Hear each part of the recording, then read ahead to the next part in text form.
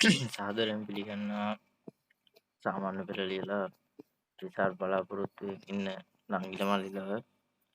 ඉතින් ඔයාලා තාම බලන් ඉන්න රිසල්ට් දවස කොහොමද ප්‍රායෝගික පරීක්ෂණ තියෙන්නේ කවදද කියලා වගේ. ඒක මේ රජයෙන්ම දාපු නිවුස් එකක්. ඉතින් මේ කියනවා ඔයාලගේ සාමාන්‍ය පෙළ ප්‍රතිඵල අප්‍රේල් 30 වෙනි දිනයෙන් පස්සේ රිලීස් කරන කතාවක් තමයි කියන්නේ.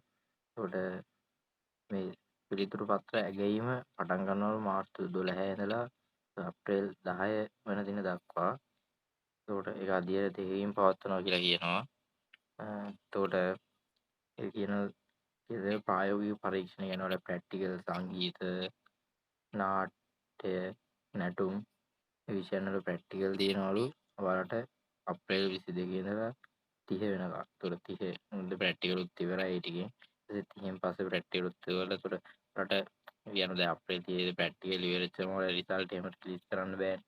අපේ අපි ලියපුවා තුනේ එහෙමයි. ඒතොර මේ බැලුවාම ඔයාලගේ රිසල්ට් එන්න පුළුවන් සම්භාවිත උපරිම තියෙන්නේ මැයි මාසේ අන්තිම වගේ.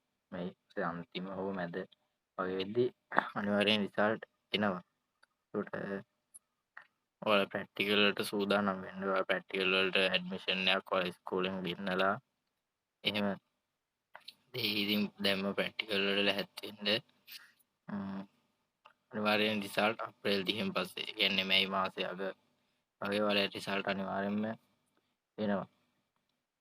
ඒවා රිසල්ට් එන්න හිට වෙලා වැඩි විස්තර දැනගන්න හම්බුනොත් මම මේ channel එකේ දාන්නම්. ඔයාලට මේ නිවුස් එකේ link එකත් මම description එකේ දාලා තියන්නම්. ඔයාලා අනිවාර්යෙන් ගිහලා බලන්න.